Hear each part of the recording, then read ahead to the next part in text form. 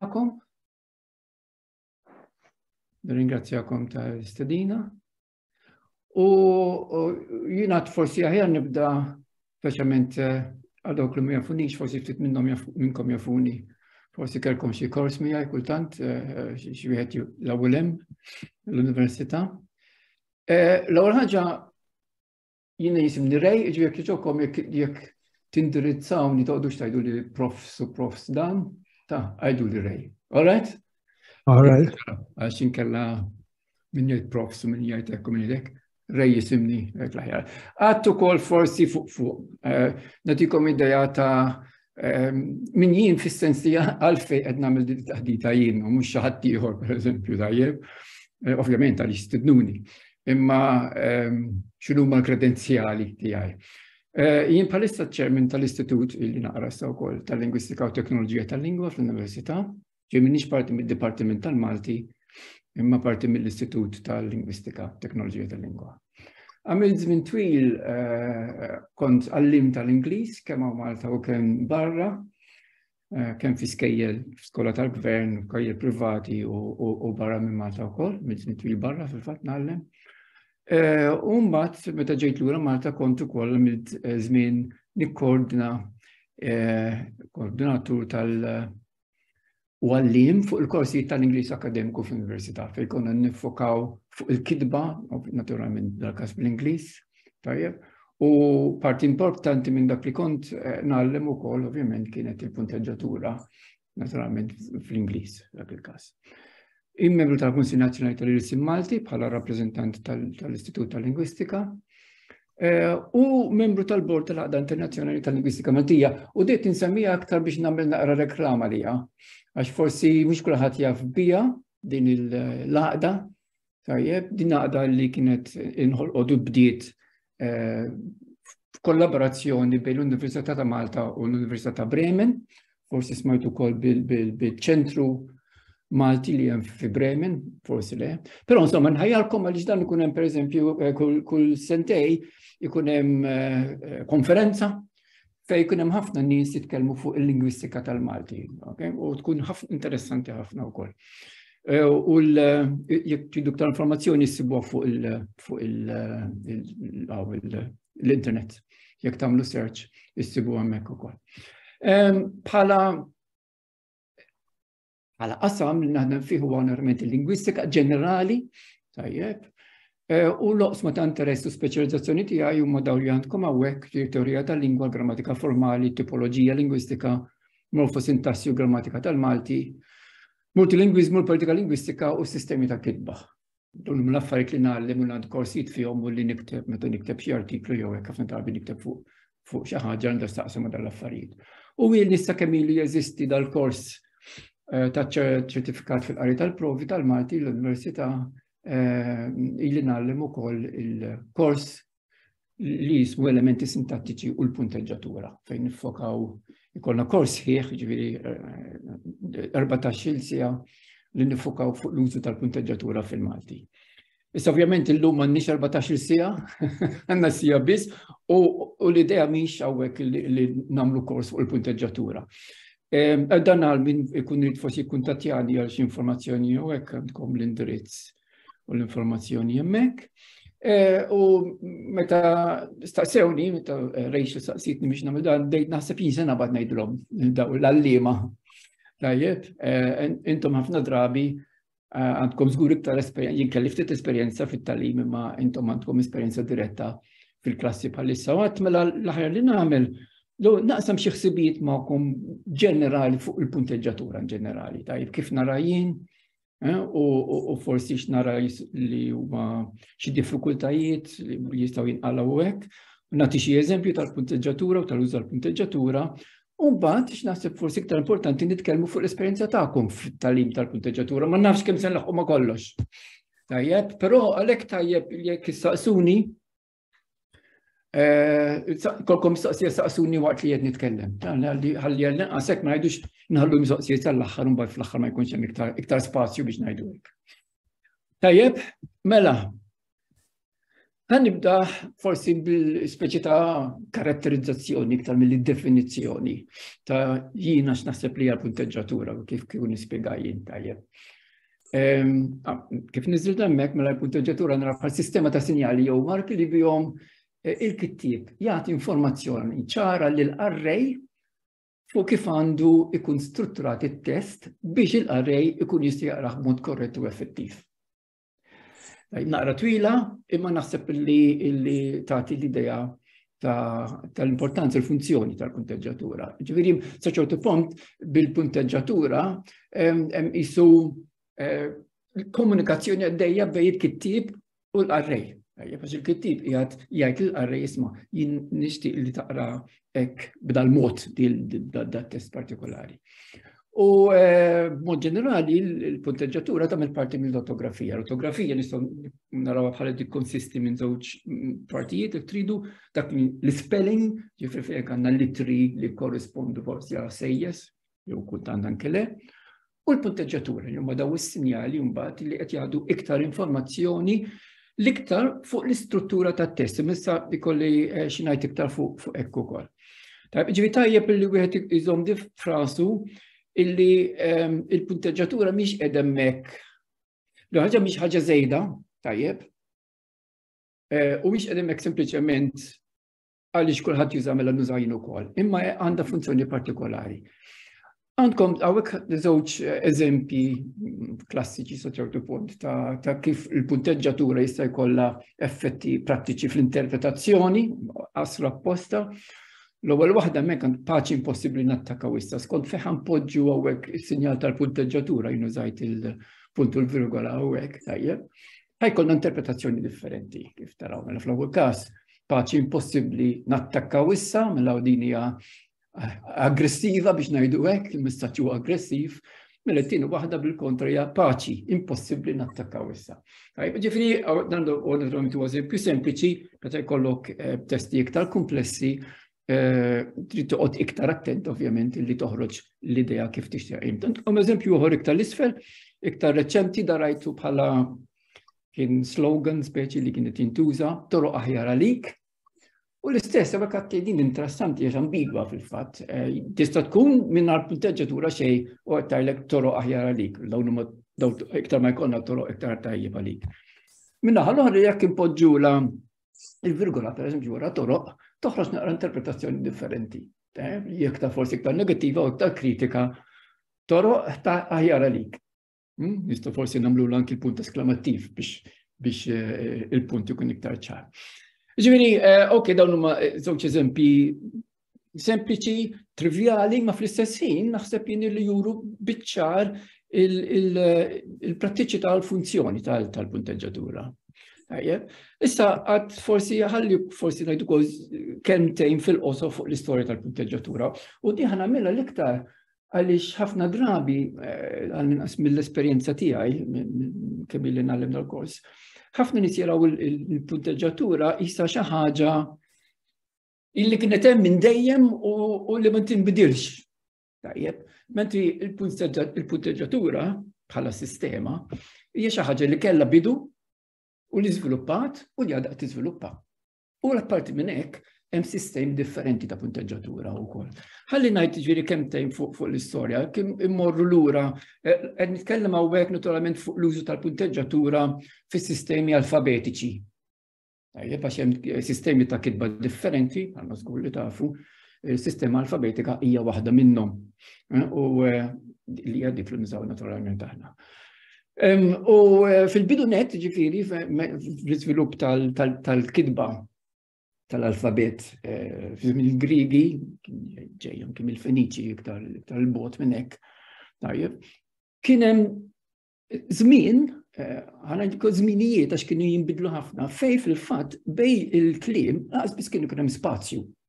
Ħasseb wara sinjali tal-punteġġatura li jimmarkaw ċerti biċċiet mill-test. Għawek għandkom eżempju, forsi għanna mela skużawni tax nagħmluha full screen, għax tkun ħajja. Tajjebek? Ok? Kif qed taraw hawnhekk tajjeb jibqa' sejjer it-test. U Infatti, għawek għaw eżempju, dak kien il-Grek, dan il-Latin, kif taraw, u ovvjament da jfisser li biex inti l-ewwel ħaġa tkun taf taqra naturalment. Imma parti minn hekk tkun taf il-Latin biex tifhmu, għax jekk inti ma tafx il-Latin qed titgħallem il-Latin, min se tifhem xejn, ma tafx fejn tibda fejn tispiċċa l-kelma, għax ma tafx il-klim, ma tkollokx klim biżejjed.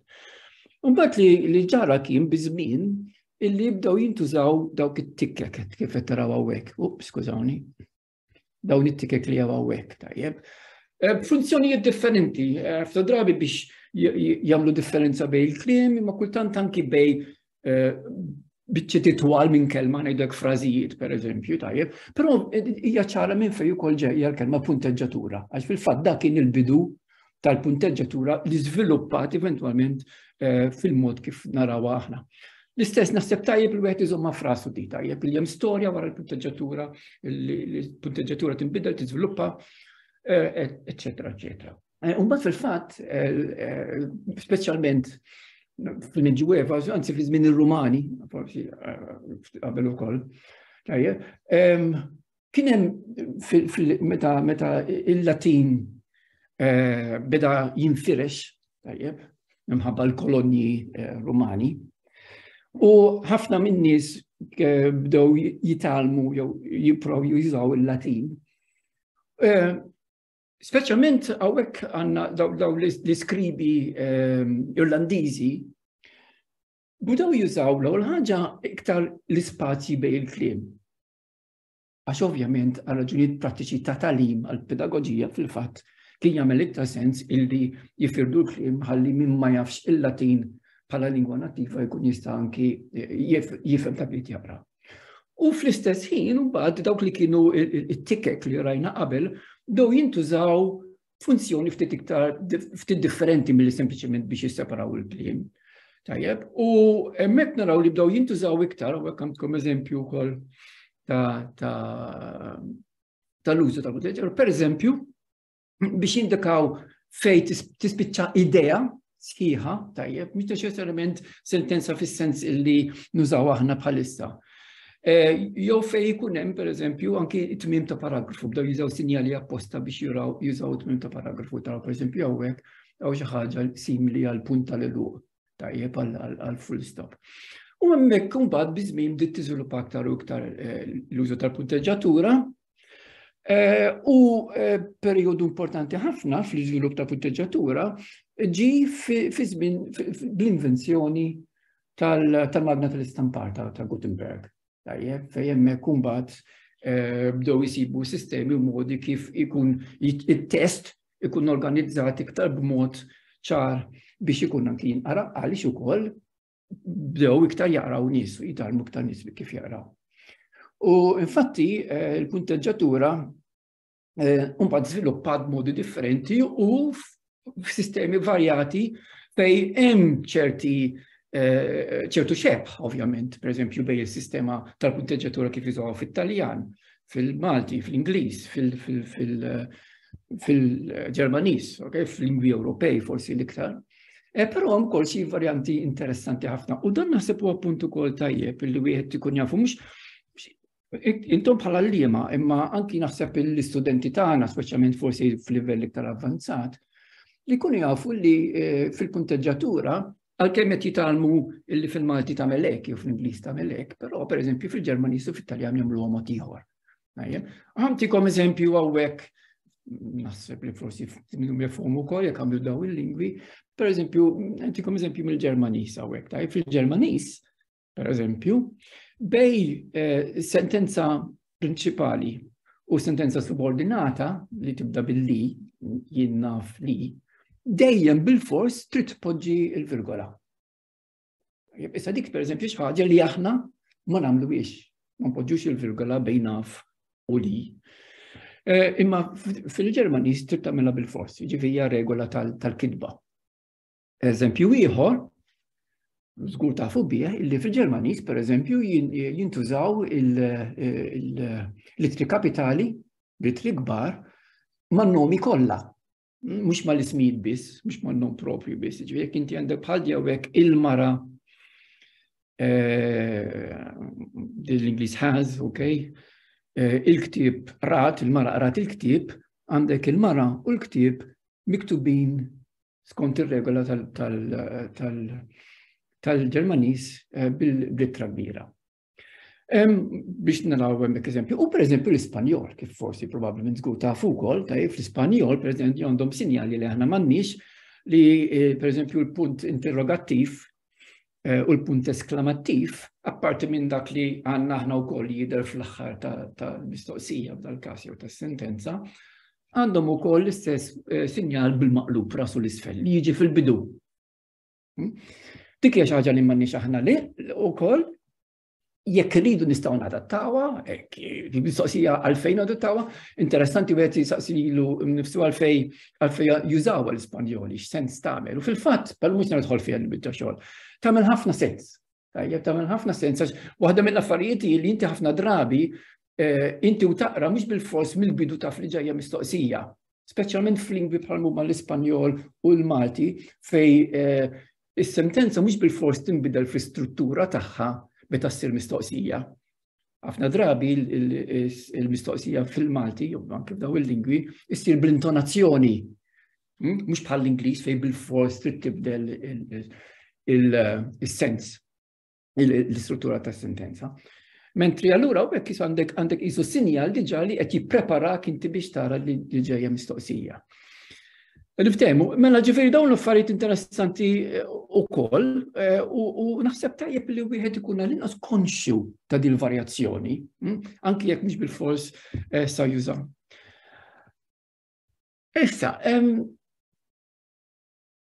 hawnhekk tagħna nisnajt kemmtej issa fuq fejn tidħol l-istruttura tas-sentenza fil-punteggiatura, għalfejn qed nitkellem kollu nitkellem fuq l-istruttura tas-sentenza u l-istruttura tas-sentenza. U dan eżerċizzju li nħobb nużah ħafna jien fil-kors li nagħmel u ħanagħmlu ftit magħkom tajjeb biex naraw kif taħdem. Mela l-idea din nara, hekk hawn sentenza bl-Ingliż. Tajjeb, li hija dis-sentenza hemmhekk. We had one problem only Janet knew we faced bankruptcy. Li kif inhi ovvjament ma tagħmilx sens. Tajjeb, għandha bżonn tal-punteġġatura x'imkien. Però l-interessanti tagħha din is-sentenza illi fil-fatt jgħidu pereżempju f'dal-każ iż-żewġ punti, il-colon. Tista' tpoġġih f'postijiet differenti biex toħroġ interpretazzjonijiet differenti ta' din is-sentenza. U dak li se nagħmel issa l-idea di inqablu l-Malti mal-Ingliż u kif ħanużaw issa daw iż-żewġ punti biex noħorġu l-interpretazzjoni.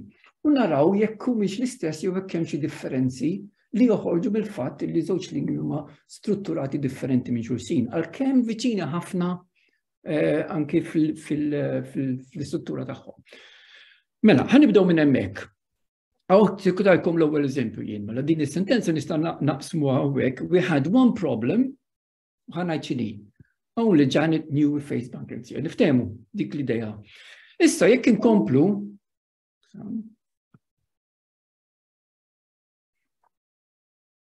mela, kif inhi mhijiex tajba. Dik l-ewwel waħda li nistgħu nagħmlu, jib l-ewwel interpretazzjoni li jifhimtuha. Però hemm interpretazzjonijiet oħrajn. Ħantikom ġiex sekondi biss ta' ftit biex taħsbu fuq is-sentenza qiegħda fuq. Fejn tista' tpoġġi żewġ punti dejjem waħedhom, hemmx dejjem ġifieri nżiduhom mal-oħrajn. F'postijiet differenti biex kemm tista' toħroq interpretazzjonijiet minnha. Badna kif nistgħu napplikaw għal Malti biex mod. Ħantikom ftit ħin.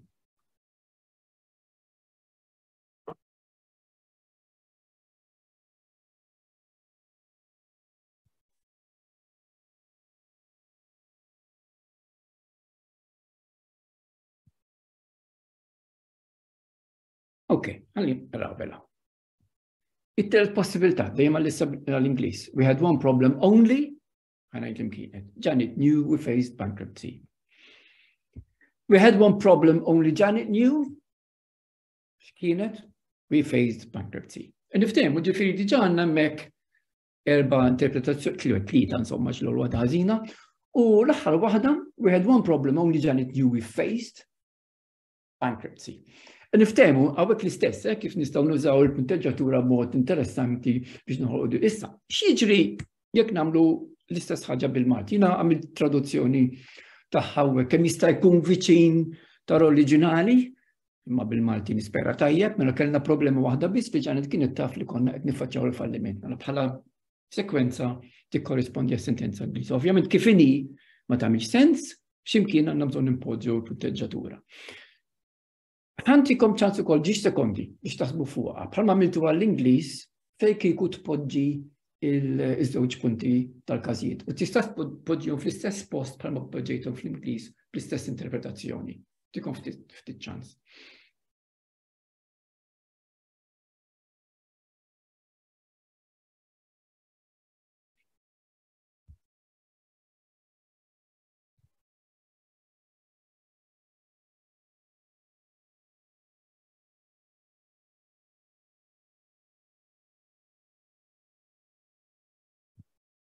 Ok, għanna nara.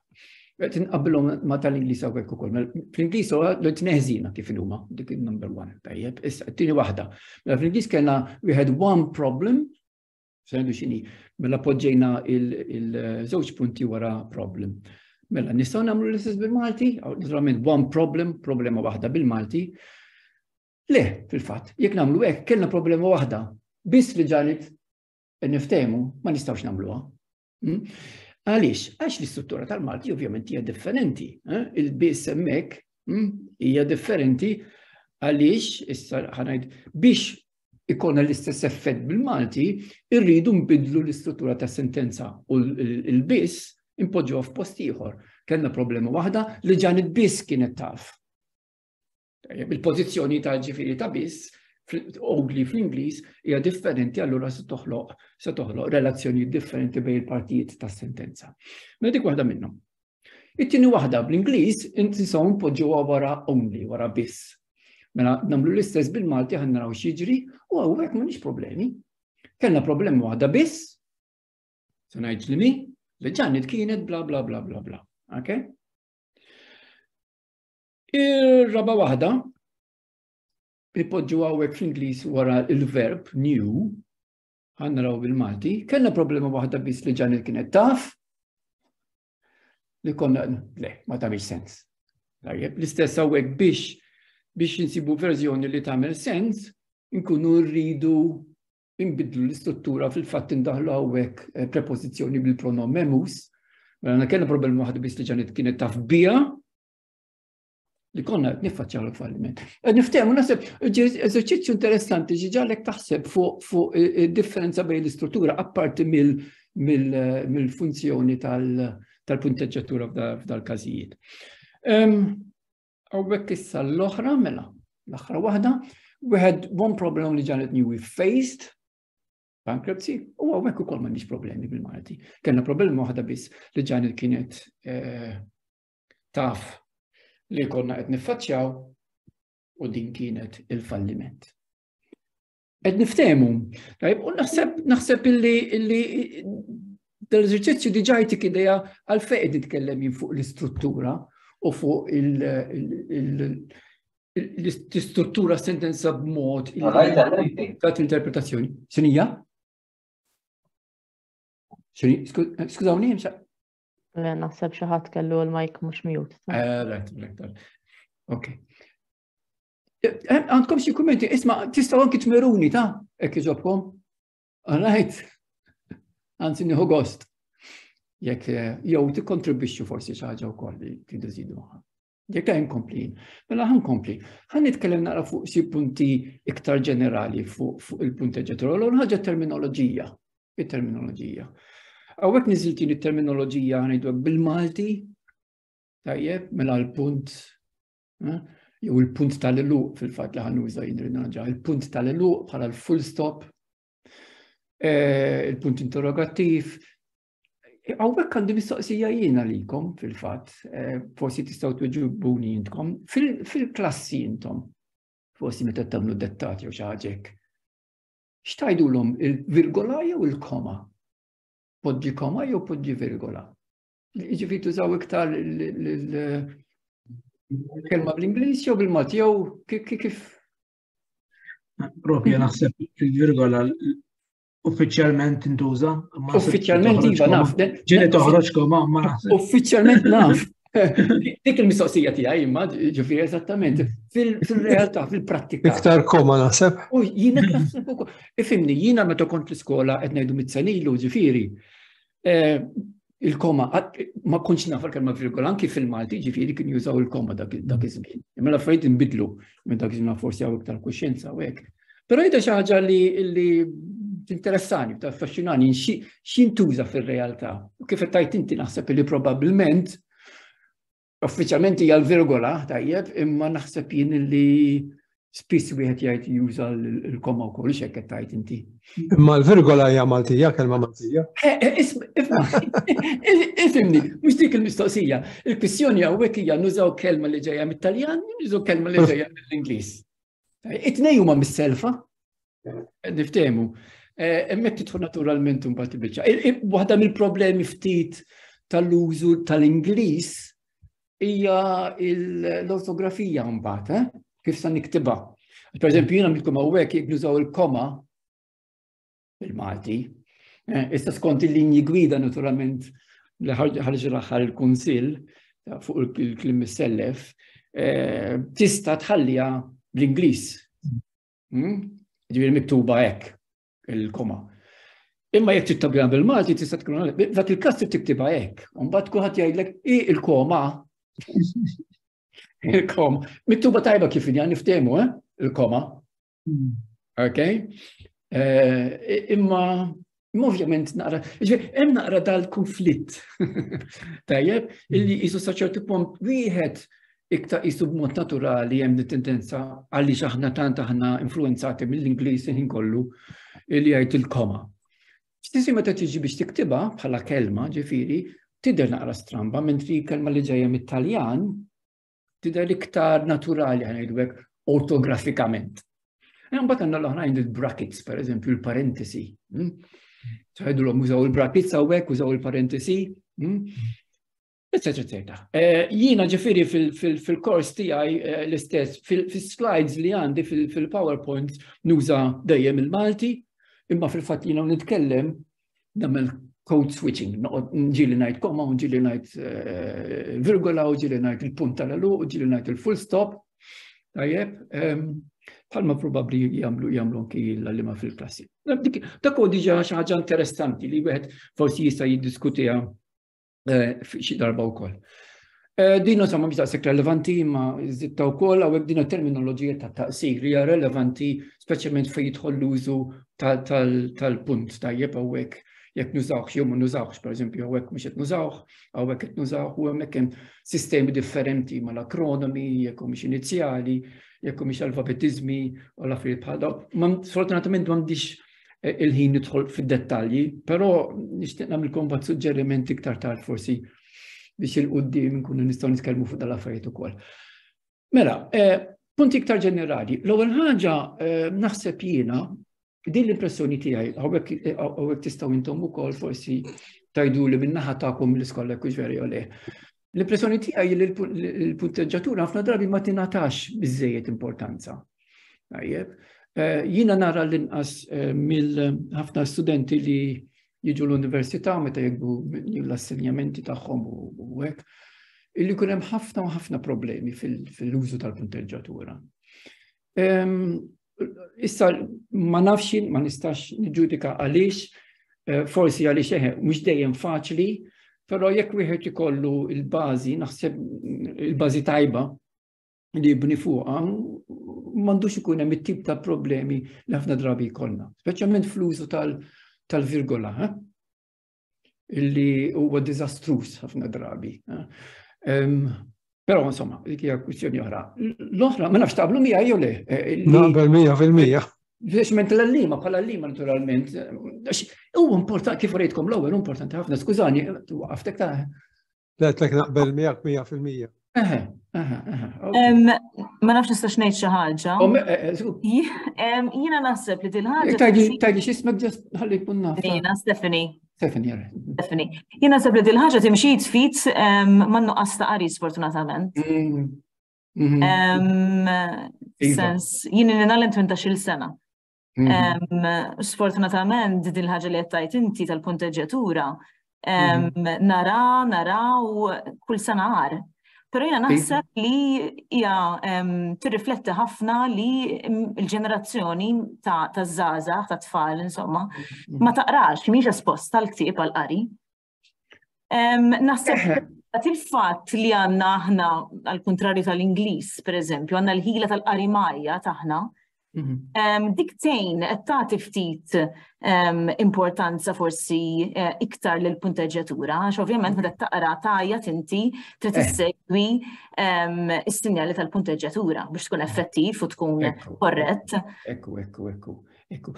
Ovvjament, naturalment hemm differenza bejn li tużhom inti b'mod korrett u bejn li tinterpretom b'mod korrett. Bħal meta inti l-qari ħajjejnek biex tinterpretom u fl-istess naturalment anki biex titgħallem forsi mill-qrajt. Mhux neċessarjament dejjem ovvjament però li inti tużhom b'mod korrett. U kultant nota ħafna drabi ikun hemm ħafna nuqqas li ħafna drabi ma jifmux eżattament għaliex qegħdin jużaw ċertu sinjal partikolari, tajjeb. Anki għax kultant hemm ukoll inkonsistenzi u varjazzjonijiet, u min jgħidilhom hekk, forsi min jgħidilhom hekk, se niġi għal xi żewġ eżempji fuq ta' dak li qed ngħid ukoll. Però naħseb jien li forsi għalhekk tajjeb li tkun di diskussjoni illi tingħata aktar importanza, tajjeb. Ovvjament tiġi ħafna mill-għallima, u forsi qegħdin nitkellmu aktar fuq forsi xi metodi kif wieħed l-aħjar jgħallima u hekk. Jien m'iniex espert fil-pedagogija għalkemm kif għattilkom jien għandi esperjenza tal-lim tal-lingwa. Tajb intom għandkom iktar esperjenza minni ovvjament. Però nitkellmu aktar quddiem fuqha. Ok, kif ngħidu hekk tajjeb il-punt li qed semmejta hekk ħafna drabi wkoll fuq il-punteġġjatura ikun hemm opinjonijiet differenti, min jgħidlek hawnhekk għandek tuża l-virgola, min jgħidlek hawnhekk m'għandekx tuża l-virgola, tajjeb. U hemm ċertu element ta' soġġettività anki għaliex għalkemm hemm regoli, tajjeb nista' ngħidu, però hemm ukoll ċertu flessibilità li tiġi mill-soġġettività tal-interpretazzjoni. U dik tagħmilha naqra aktar diffiċli, għax anki naturalment anki tfal iktar ma jkunu żgħar, bħalma nafu. Ħafna drabi tfal iktar faċli ikunu rejad di tajba jew ħażina. Iktar diffiċli tgħidilhom skont u kultant tajba u kultant ħażina. Bħalma tiġi pereżempju fil-każ tal-ortografija, tajjeb tal-spelling jiġifieri qed ngħid jien fejn wieħed jgħid isma' hemm varjazzjoni. Kelma tinkiteb hekk jew hekk, dak l-eżerċizzju li sar fid-deċiżjonijiet wieħed tajjeb pereżempju li intażlet forma waħda biex tkun tajba. Sa dak iż-żmien però kien hemm il-varjazzjoni. Li tagħmel aktar diffiċli li qed jgħallimx jgħidlek ara jien rajta miktub hekk u inti qed tgħidli li għandi niktibha hekk. Allura li mit tajba. Ovvjament ikun hemm ċertu regoli tkun ħaġa tajba, però minna nnifisha il-punteġġjatura bil-fors tinvolvi ċertu ammont ta' soġġettività għaliex għandha x'taqsam ħafna mal-interpretazzjoni ta' dak li ngħid. Però intikom xi eżempji iktar quddiem ukoll ta' fejn tidħol regola fissa biex ngħidu hekk u fejn tidħol anki ċerta flessibilità fl-użu. Mbagħad importanti wkoll u dan mhux fil-punteġġjatura biss, ma l-punteġġjatura taqgħu wkoll anki fl-ortografija, pereżempju. U anki fil-grammatika biex ngħidlek fil-bitkellem tajjeb, ir-reġistru. Hemm differenza jekk jiena qed nikteb test formali jew test mhux formali. U naħseb illi tajjeb illi t-tfal ikunu konxi tagħha differenza biex mela jgħidlek ara jekk jiena qed nikteb jiena xi essay jew xi ħaġa hekk l-iskola, noqgħod attent u nuża il-punteġġjatura kif għandha tkun. U anki il-spelling. Imma jekk pereżempju nikteb SMS ta' malaj, tajjeb, jew qed nikteb email il-ħabib tiegħi ħanaġġel, u sa ċerti punti relevanti jiena jekk nuża il-punteġġjatura b'mod korrett jew le. Jew anki l-ortografija. Jekk inħalli line barra pereżempju. L-importanti mhux tant il-line nidrob isma' tagħmilx hekk għax ikun dnub, tajjeb, imma tkun konxju mill-kontest. Jekk inti qiegħed tikteb fuq l-internet xi chat pereżempju, tajjeb, m'hemm ġafejn toqgħod taħseb Mela hawnhekk ħanamel jiena żewġ punti esklamativi, nista' nagħmel jien punt interrogattiv u punt esklamатtiv flimkien, tajjeb. U hemmhekk ovvjament hemm ukoll ċertu biex ma ngħidhomx regoli, ċertu direzzjoni li wieħed jista' jieħu. Il-punt li nagħmel huwa da illi nkunu aħna konxi illi il-reġistru, il-kuntest li fih qed nużaw kemm il-kitba u kemm il-lingwa b'mod ġenerali jagħmel differenza fl-użu tagħha. U naħseb illi parti mill-arfin li għandhom ikollhom it-tfal fuq il-lingwa huwa li jeżistu daw il-reġistri differenti, il-forom differenti tal-mitkellem u tal-kitba, allura tidħol f'kuntest iktar ġenerali. Tajjeb, xatt jiskummenta jew jistaqsi? Mela, inkomplu. Issa, li nixtieq nagħmel issa, però li nħobb nagħmel jien anke fil-kors illi nintroduċi dal-qasam billi nurjhom ċertu prinċipji li nsejħilhom in prinċipji gwida. U nagħmel differenza bejn prinċipji gwida li ħanurikom issa u bejn ir-regoli speċifiċi tal-sinjali partikolari, ġifieri differenza bejn dal-issa ngħid issa li huma prinċipji iktar ġenerali u pereżempju ir-regoli tal-kitba u tal-użu tal-punt tal-illuq jew ir-regoli tal-użu tal-virgola pereżempju, qed niftehmu. Mela, daw il-prinċipji ġenerali huma daw il-ħamsa. Dawna mhux naturalment jekk inti x'ta tallimhom lit-tfal joled ma nafx jiena, però kieku ovvjament mhux fil-bidu, imma forsi meta jkunu waslu naf fl-aħħar snin tas-sekundarja tajjeb li jkollhom forsi iktar bażi għarfien ta' ċerti prinċipji ġenerali wkoll mhux speċifiċi biss. Mela, l-ewwel ħaġa. Uża l-punteġġatura mill-inqas. Tajjeb, dan naħseb li huwa prinċipju importanti ħafna. Ħafna drabi tara testi fejn jkun hemm ħafna virgoli u puntu virgola jew żewġ punti illi jiġu kważi test jisu xi siġra tal-miliet, kollha dekorazzjonijiet, bil-bubbles u l-affarijiet l-oħra. Naħseb huwa prinċipju importanti ħafna. Jekk inti ħoss jew tara illi sinjal tal-punteġġatura tista' tgħaddi mingħajru għaliex mhux se joħloq problemi jekk ma tużax, mela aħjar ma tużax. Bħala prinċipju ġenerali, tajjeb ma jfissirx illi għandek dejjem tal-ibara, x'kultant jekk tużaw użaħ għal raġuni. Tajjeb, u mhux sempliċement tajt għax ara ħanuża koma hawnhekk. Mela, it-tieni waħda li tkun konsistenti. Kif għatilkom l-ewwel u forsi norikom nispera jkolli ċans norikom eżempji, hemm varjazzjoni, hemm min jgħidlek aħjar tuża di jew aħjar tuża di pereżempju f'dal-kuntest u dal-kuntest. L-iktar importanti milli jekk tgħidlix ħamtikom eżempju forsi issa mbagħad niddiskutih iktar quddiem. Jekk jien għandix nuża pereżempju l-virgola qabel il-konġunzjoni u jew imma. Hemmhekk tgħid imma l-iskola qalulna qatt m'għandi jkolli virgola qabel kelma bħal u pereżempju. Mhux vera. Mhux vera, tajjeb. Hemm min jgħidlek hekk u hemm min jgħidlek mod ieħor. Issa, allura f'dal-każ hawnhekk x'ngħidu hawnhekk, ngħidu isma' tista' tuża, tista' ma tużajiex il-virgola qabel il-konġunzjoni. Però l-importanti illi inti f'test partikolari jekk qed tuża għal xi raġuni partikolari tara li dejjem tuża b'dak il-mod. Jew ħantikom eżempju ieħor, jekk nużaw pereżempju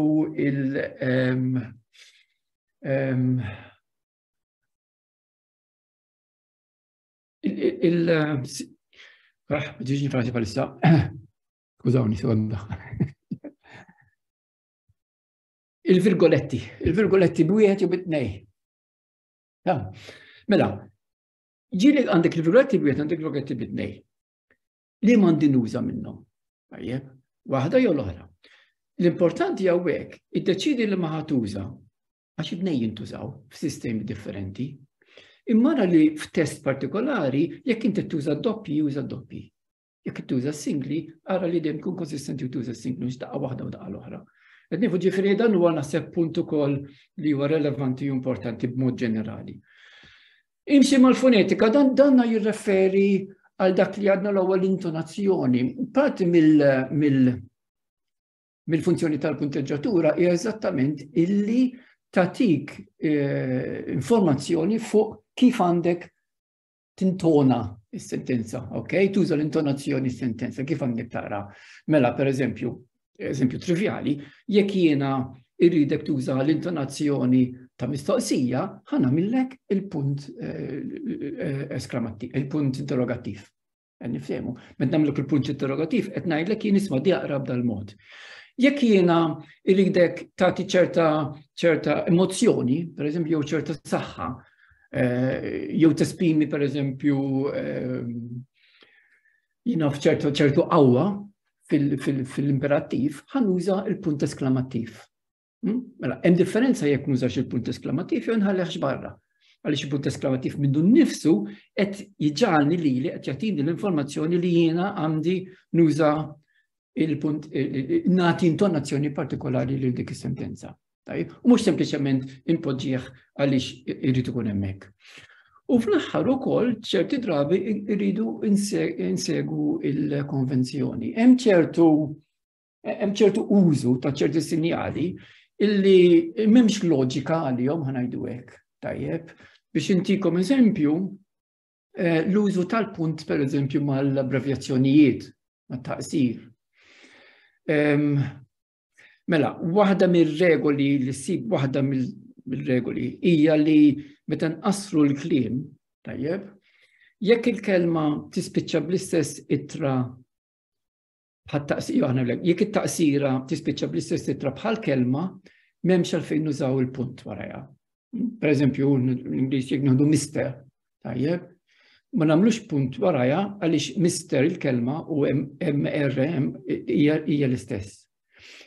Imma jekk ikollna xi ħaġa pereżempju li mhijiex l-istess fit-tarf tagħha, bħal prof, pereżempju, li hija taqsira ta' professur, tajjeb, hemmhekk f'dak il-każ nużaw il-punt. Dik hija sistema waħda. Hemm sistema oħra illi tgħidlek użhom dejjem. Biex nkun ċar, ħafna drabi t-tendenza hija l-sistema Amerikana jippreferu jużaw il-punt dejjem wara taqsir. Is-sistema Britannika hija aktar komplikata f'dan is-sens li qed ngħid illi tuża biss meta l-kelma ma tispiċċax bl-istess isem. Issa, mela, tal-neġija li qed ngħid issa. Fix-xjenza ħafna drabi, jekk ikollok xi affarijiet taqsir bħal huma pereżempju kilometru, km,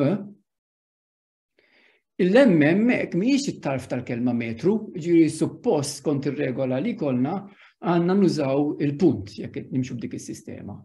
Imma l-konvenzjoni hawnhekk tgħidilna li f'dal qasam partikolari kliem bħalmu kilometru qassar ma nużawx il-punt miegħu għax hija l-konvenzjoni.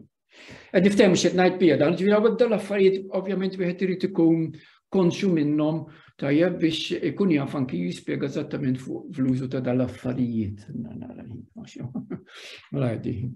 Ħanati xi eżempji, diġà tajt ftit, imma ħanati xi eżempji ta' fil-qosor, bad forsi naqaf ngħid ħalli nara kemm xi mistoqsijiet. Mela, żball illi komuni ħafna dan, nara ħafna fix-xogħol tal-istudenti dik li tissejjaħ bl-Ingliż comma splice. L-użu tal-virgola bejn żewġ sentenzi sħaħ. Għandkom l-eżempju hemmhekk żbaljat, il-bieraħ kelli ħafna x'nagħmel bdejt naħdem kmieni fil-5 ta' filgħodu. Għalfejn huwa żbaljat hemmhekk, hija żbaljat tal-virgola. Għaliex jiena hawnhekk għandi żewġ sentenzi sħaħ, u l-virgola mhijiex hemm biex tissepara żewġ sentenzi sħaħ. Biex nissepara żewġ sentenzi sħaħ għandi jew il-punt tal-elu, il-ġifieri il-full stop, jew inkella il-punt u l-virgola. U n-storja sieħa x'ngħidu fuq il-punt u l-virgola u l-żewġ punti l-istess m'għandix ċans nidħol fid-dettalji hawnhekk. Però ħaġa waħda li kieku jiena wkoll nirrakkomanda ħafna fit-tagħlim tal-punteġġatura illi l-istudenti jgħidulhom hekk jista' jkun speċjalment il-punt u l-virgola u l-żewġ punti użawhom biss jekk żguri li qed tużawhom mod tajjeb, għaliex ħafna drabi jintużaw kif ġiġi ngħidu hekk tajjeb. Mela dan huwa eżempju wieħed ta' żball komuni ħafna. Hawnhekk naturalment ukoll nista' jekk irrid jiena nuża l-konġunzjoni und u mbagħad inkompli ġieli sentenza sieħa, okej? F'dal każ. Każ ieħor, forsi ftit iktar trivjali, imma li sibu ħafna, pereżempju fit-teżijiet u hekk tajjeb, li fil-titli u s-sottotitli jintuża il-punt tal-eluq, mela l-użu tal-punteġġatura. Punt. Dak huwa żbaljat, okej? Għalfej huwa żbaljat, għaliex fil-fatt hawnhekk m'għandek sentenza. Veru nibdu b'litra kapitali għax qiegħda fil-bidu, imma m'għandek sentenza dal-każ. Jekk it-titlu jkun sentenza sħiħa, dak il-każ tużah il-punt tal-eluq. Tajjeb, imma f'titlu bħal da, bħal mudan, hawnhekk, m'hemmx verb fiha, okej, m'hemmx suġġett, dak is-sens, il-konvenzjoni li ma nużawx. U hawnhekk għandkom l-eżempju wkoll fil-sottotitlu. Etta biex nieħu żewġ eżempji naqra hekk. Dinna forsi ftit iktar komplessa, mhux ta' min forsi nidħol għalija fiha issa, però ħan semmija biss. Żball ieħor li ssib ħafna illi ħafna drabi issib illi hemm min ipoġġi il-virgola bej il-verb u l-komplementi tiegħu. Il-komplementi tal-verb huma s-suġġett, l-oġġett dirett tajjeb. Fil-prepożizzjoni wkoll pereżempju għandek il-frażi nominali.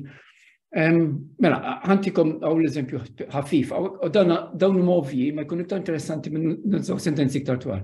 Mela, bej ir-raġel u raqat, m'għandux ikollok il-virgola. Tajjeb, tgħidu li mhux ovvja hawnhekk, vera, hawnhekk ovvja, però ħanurikom eżempji fejn mhix daqshekk ovvja. Jew bej il-verb u l-oġġett dirett tiegħu, hawnhekk m'għandux ikollna virgola. Ok, l-oġġett indirett f'dal-każ, m'għandux ikollna virgola. Hawnhekk jien poġġejtu fuq il-mejda, hawnhekk m'għandux ikun hawn virgola, qatt. U l-istess hawnhekk bej sentenza subordinata bħal din li jew komplement tal-verb jien naf li m'għandix nużawha. L-Ġermaniżi jużawha, maħna ma nużawix. Issa biex nurikom għalfejn ngħidha din għax jista' jkun ħafna drabi li s-suġġett ikun twil ħafna. Naqra din, tajjeb. Ir-raġel li twil tqajt miegħu l-biraħ fil-ħodu quddiem il-ħanut ta' Peppa għalli li kien hemm ħafna traffiku fit-triq il-ġdida.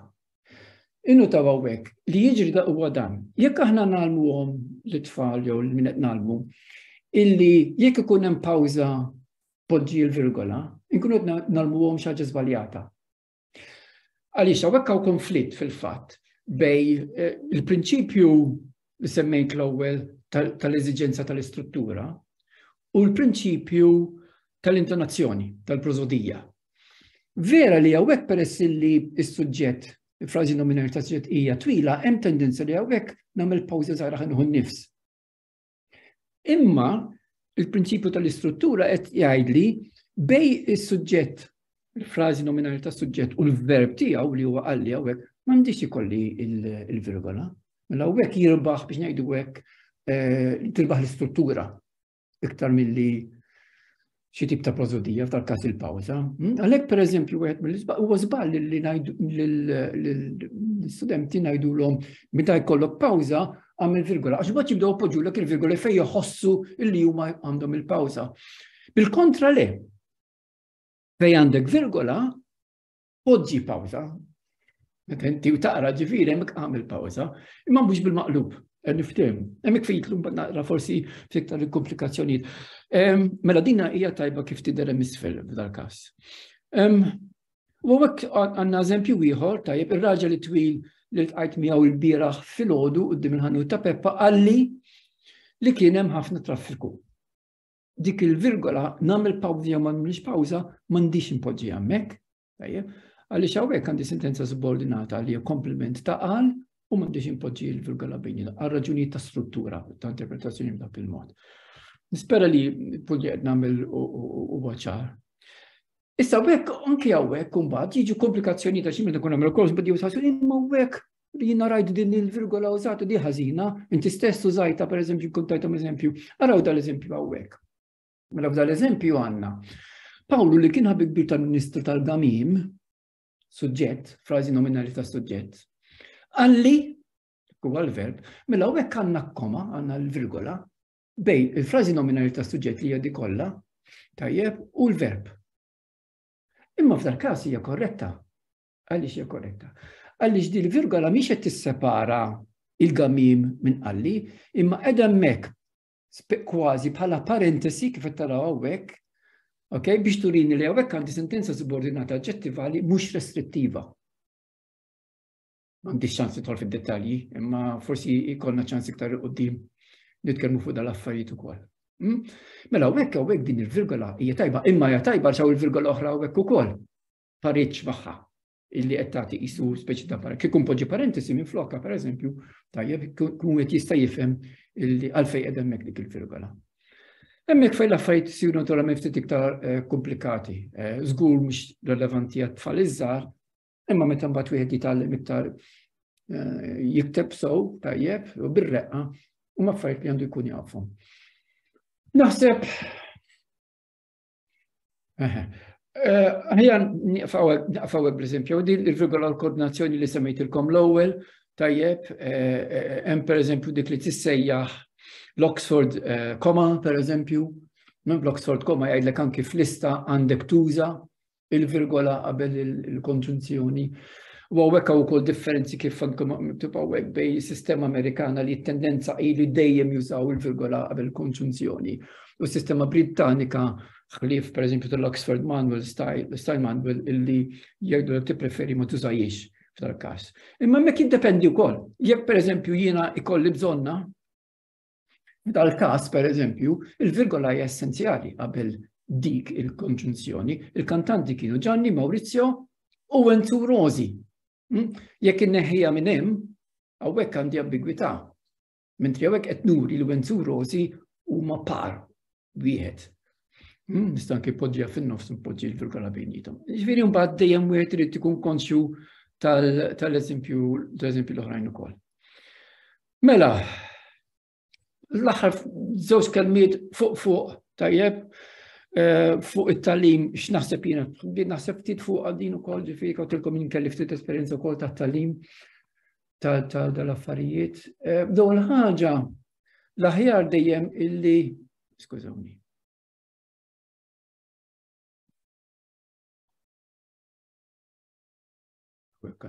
So dan nirranġaħ, skużawni. Ġem żball fl-ortografija. Mela, il-punteġġatura l-aħjar din tkun użata u prattikata fil-kuntest. Naħseb danna xi ħaġa li forsi nispera li hija ovvja. Tajjeb, għax hija natura tal-punteġġatura li trid tintuża f'kuntest partikolari.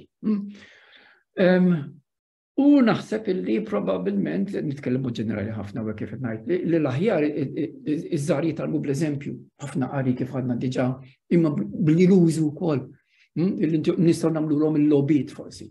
Tajjeb, jiena f'kien logħba li rajt fuq għamilux, tieħu sentenza taqsamha f'biċċiet bil-karti, tajjeb, jew anki bil-computer, ittielhom biex jippruvaw jerġgħu jibnuha. U li tkun tinkludi wkoll il-punteġġatura. Allura jkunu jridu jfittxu jaraw fejn ħajpoġġu l-punteġġatura. Insomma, dat tip ta' logħob li wieħed jista' joqgħod jivvinta forsi biex jagħmel dal-affarijiet. Għal-kbar naħseb jiena hawnhekk bħalma forsi ġiġa suġġerejt dawk li huma aktar avvanzati tajjeb importanti naħseb li jkollhom ukoll għarfien grammatikali jew tal-istruttura tas-sentenza. Jkun jafu x'inhu s-suġġett, jkun jafu x'inhi sentenza subordinata. Restrittiva, mhux restrittiva. Imma meta nitkellmu naturalment fil-livell forsi iktar avvanzat minn hekk.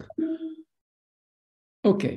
U fl-aħħar hawnhekk għandkom xi affarijiet dawna xi kodba li sibtom li huma interessanti, ġenerali ħafna fuq il-punteġġatura. Dak ktieb kien popolari ħafna ta' Truss, it-tieni wieħed. Eats, Shoots and Leaves, dak kien bestseller. Tajjeb. Li hu tajjeb illi wieħed jara fil-fatt kemm hemm nuqqas taqbil anki bejn l-esperti tal-affarijiet. U taqra jinqara tajjeb ħafna dal-ktieb. Ta' min wieħed jissuġġerih. Dan il-ktieb ta' Truss li huwa dan, it-titlu wkoll ovvjament huwa ambigu, tajjeb, Eats, Shoots and Leaves. Skont jekk għandek il-virgola hemmhekk ħadd iħottija interpretazzjoni differenti. Jekk hux qed jispara, jekk hux qed jiekol l-eruq jew l-pjanti. Niftehmu. U fil-fatt kien hemm ukoll tħareġ ktieb ieħor b'risposta speċi ta' reazzjoni għal dak li kitbet Truss minn David Crystal, forsi jafu minnkom ta' fuq, lingwista li jikteb ħafna kotba sbieħ popolari fuq il-lingwistika. Illi mbagħad jikkritika fil-fatt li Truss għal kif titkellem fil-punteġġatura hi we had the fight for English, how language pundits ate, shot and left. Huwa kritiku mbagħad dak li. Taraw naqra hawnhekk ukoll interessanti diskussjoni speċjalment fejn tidħol hawnhekk lingwa li għandha tradizzjoni antika tal-kitba, okay, li tmur lura ħafna snin. Għandkom ukoll hawnhekk dal-tip ta' trask sakemm ikollna ktieb tajjeb dettaljat manwal ħanajdu hekk fuq il-punteġġatura fil-Malti, nispera li jkollna dal-waqt bejnietna, nispera. Tajjeb, li wieħed ikun forsi jirreferi għalih, dal-tip ta' transkription sibtu utli ħafna u sibuh safina fina naqas laħalit tawalt tisibuh anki fuq l-internet kollu kemmu. Tajjeb, jek tamlu search fuq l-internet, ankom issibuh.